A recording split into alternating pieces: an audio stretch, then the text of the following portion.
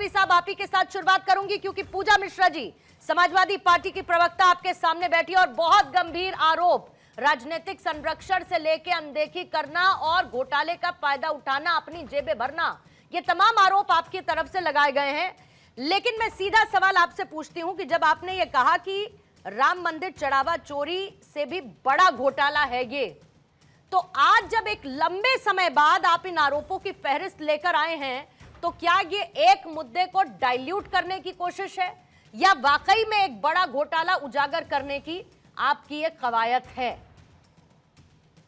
देखिए मोहतरमा, जो भी सवाल करना हो मुझसे कर लीजिएगा, फिर उस बाद में मुझे कहीं जाना है जी। देखिए, जो भी आपने पूछा है तो बेशक मैं इस बात को बराबर कहता रहा हूं और आपको याद भी होगा कि जब 2025 में वक्फ संशोधन बिल पास हुआ तो वाहिद शख्स मैं हूं पूरे भारत में, ऐसा आलिम दीन हूं कि मैंने उस वक्त भी समर्थन किया था और कहा था कि वक्फ संशोधन बिल जो है कौम के, मुस्लिम कौम के हितों के लिए, उनकी फलाह बहबूद के लिए है। फिर उस बाद में उम्मीद पोर्टल बना, उम्मीद पोर्टल पर सबने रजिस्ट्रेशन कराया और अब जो बात, ये जो मैंने अभी जो बात मैंने कही है, ये अभी नहीं, मैं बराबर मुसलसल कहता आया हूं, मगर कहीं मेरी बात सुनी नहीं गई, किसी ने ध्यान नहीं दिया और अब मुख्यमंत्री बराबर अपनी सभाओं में कह रहे हैं। इसलिए मैंने मुख्यमंत्री को याद दिलाने के लिए, कार्रवाई करने के लिए, और उधर मंदिर में चंदा चोरी का शोर मच रहा है, तो उस यही वक्त है अपनी बात कहने का और अपनी बात सुनी जाने का। यही वजह है कि आप लोगों ने अहमियत दी और हमारी बात को हुकूमत तक पहुंचाया, आवाम तक पहुंचाया। और ये सबसे ज्यादा जो बर्बादी हुई है वक्फ की, ये समाजवादी पार्टी के दौर में हुई। 3 बार मुख्यमंत्री रहे मुलायम सिंह यादव जी, 1 बार रहे अखिलेश यादव जी, और इस दौर में आजम खां अल्पसंख्यक, वक्फ और हज के मंत्री थे। उनकी सरपरस्ती में वक्फ बोर्डों का गठन किया जाता रहा। जुफर फारूकी चेयरमैन रहे, उसके बाद में अमीर आलम चेयरमैन रहे, उस बाद हाफिज मोहम्मद उस्मान रहे, फिर 2 टर्म जो है जुफर फारूकी रहे। ये वो सब लोग हैं जो आजम खां के समाजवादी पार्टी के चहीते हैं और उन्हीं की सरपरस्ती में बोर्डों का गठन होता रहा, मेंबर बनाए जाते रहे, संबंधित अधिकारियों की नियुक्तियां होती रही और इन्होंने करोड़ों की जमीनों को रेवड़ियों के भाव बेच दिया। और ये जो वक्फ है, ये वक्फ जो है सिर्फ और सिर्फ खालिस मजहबी शरई मामला है। तो शरई मामले में हुक्म यह है कि जो वाकिफ की मंशा है उस मंशा के खिलाफ नहीं काम कर सकते। वाकिफ की मंशा यह है कि जिसने जो जमीन वक्फ की, उसकी मंशा ये थी कि इससे गरीब मुसलमानों का भला होगा, एजुकेशन के काम होंगे, स्कूल, कॉलेज, हॉस्पिटल, मस्जिद, मदरसे बनेंगे, यतीमों की सरपरस्ती होगी, बेवा महिलाओं की सरपरस्ती होगी। मगर ये सब कुछ न हो करके जो लोग काबिज थे, पॉलिटिकल संरक्षण प्राप्त थे, उन लोगों ने अपने जेबें भरी हैं। मैं एक एक आदमी के चेहरे को पहचानता हूं, मैं एक एक आदमी का नाम जानता हूं। जितने लोग भी इसमें मुलविस हैं, चाहे मंत्री हो या संतरी हो, सदस्य हैं, चेयरमैन हैं, और मैं सबका घर, रकबा और कहां रहते हैं सब बता दूंगा कि इन्होंने अपने मकानों को वक्फ की जमीन पर कब्जा करके 5 स्टार होटल की तरह बनाया है। इन्होंने वक्फ की जमीनों पर कब्जा करके शॉपिंग कॉम्प्लेक्स बनाए हैं, मार्केट बनाई है, और उसका पैसा किसी गरीब के पेट में एक रोटी के तौर पर भी नहीं पहुंचा। बरेलवी साहब नाम लीजिए ना, बरेलवी साहब नाम लीजिए। नाम देखिए, मैं आजम खां का नाम ले रहा हूं।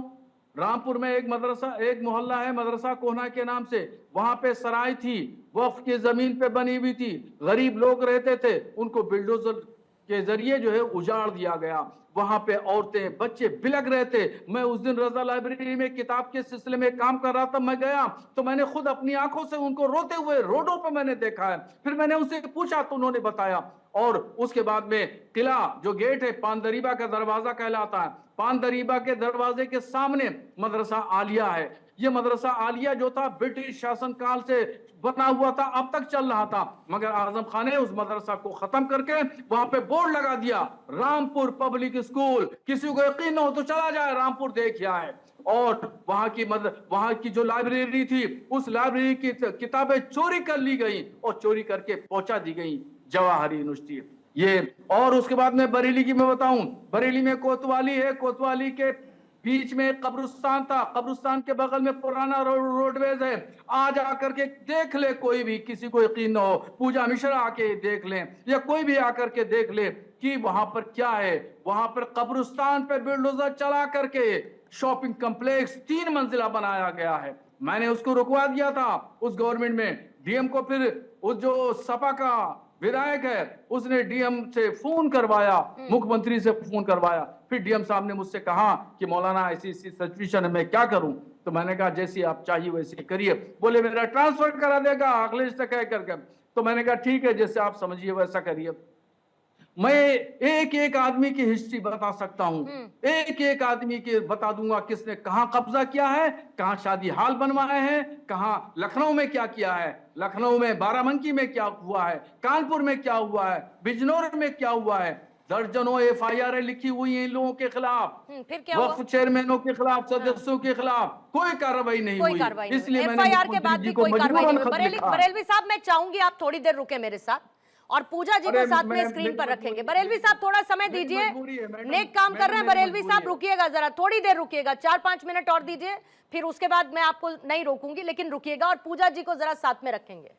पूजा जी बताइए, जिसके नाम पर वोट लिया, जिसके नाम पर राजनीति की, उसी को लूटकर जेबें भर ली गई।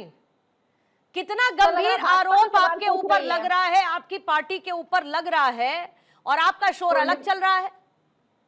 पूर्णिमा जी, ऐसा लग रहा है कि जैसे भाजपा से प्रश्न हो रखा है कि भगवान श्री राम जी के नाम पर वोट लिया और उन्हीं को लूट लिया। हालांकि मैं बरेलवी जी के उनका जवाब दे देती हूँ।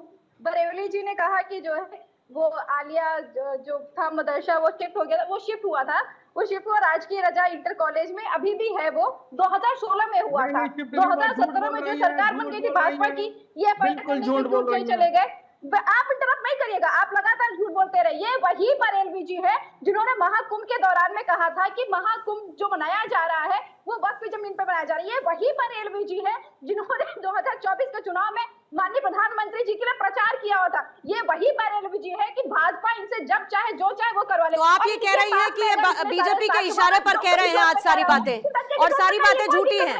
ओके, सारी बातें झूठी हैं, तो बोलिए आप एक फ्री ऑडिट का समर्थन करती है पूजा जी, बोलिए आप फ्री ऑडिट का समर्थन करती हैं, आप जांच की मांग करती है। आज आप बोलिए कि अगर ये झूठ बोल रहे हैं, बोलिए कि मैं फ्री ऑडिट का समर्थन करती हूं, और अगर उसमें कोई भी आरोपी पाया गया, कोई भी मतलब कोई भी आरोपी पाया गया, तो किसी को कोई राजनीतिक संरक्षण या पार्टी का हाथ उसके ऊपर नहीं होगा। बोलिए।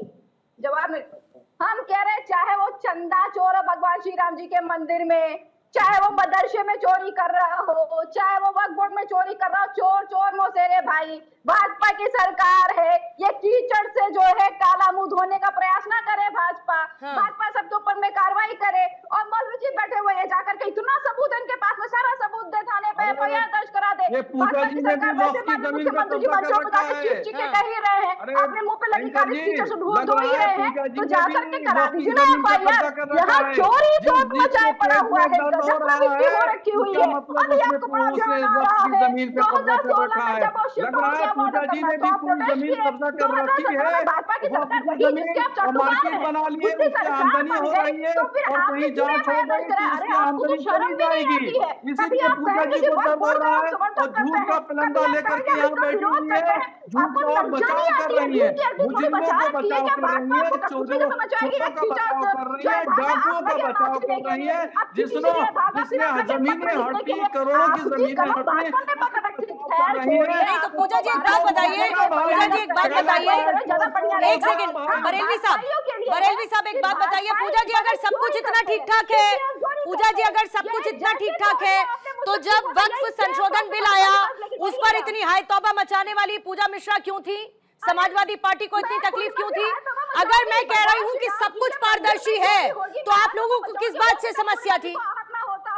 पूर्णिमा जी जो है सरकार से चलती हो। अरे पूजा जी वो सीधे सीधे नाम ले रहे हैं, वो सीधे सीधे नाम ले रहे हैं, वो आजम खान का नाम ले रहे हैं, और आजम खान कितने पाक साफ हैं ये मुझे बताना पड़ेगा क्या पूजा मिश्रा को? आजम खान के ऊपर कौन कौन से केसेस है ये बताना पड़ेगा क्या मुझे पूजा मिश्रा जी? पूजा जी पूजा जी, बरेलवी साहब के मुताबिक आप लोगों ने पावर का मिसयूज किया। पूजा जी, कंटिन्यूअस बोलने से कुछ नहीं होगा। मिलनी चाहिए। ये बिल्कुल वैसी बात लगती है कि एक तो चोरी और ऊपर से सीना जोरी। ये बिल्कुल वैसी बात लग रही है। जोर जोर से बार बार वही बात दोहराने से कुछ नहीं होगा। पूजा जी, 2 दिन में 2.5 कोस चल रहे थे, झूठे चबेना कर रहे थे ना, उनसे पूछिएगा। ओके, तो आप क्लीन चिट दे रही हैं, आप क्लीन चिट दे रही हैं पूजा जी, यहाँ पर बैठकर आप क्लीन चिट दे रही हैं। आजम खान ने कोई घोटाला नहीं किया, आप क्लीन चिट दे रही हैं। अरे मैं कौन होती हूँ किसी को क्लीन चिट देने के लिए? तो नहीं दे रहे हैं ना आप, ये तो नहीं दे रहे हैं ना आप क्लीन चिट, नहीं दे रहे हैं ना आप क्लीन चिट। अपराध बोल लगा रही हूँ मैं, किसी को क्लीन चिट दे रही हूँ? ये जांच करें ना, ठीक है, हम करें, ठीक है। एफआईआर दर्ज करिए, जांच करिए, जिसके ऊपर जहां आरोप लगता है वो कार्रवाई ओके, करिए। जैसे ही बरेलवी साहब वापस आएंगे मुझे बताइएगा। मैं कौन ठीक होती हूँ भाई? ठीक है, हम तो ओके, बस यही कह रहे हैं जो ठीक है। चोर है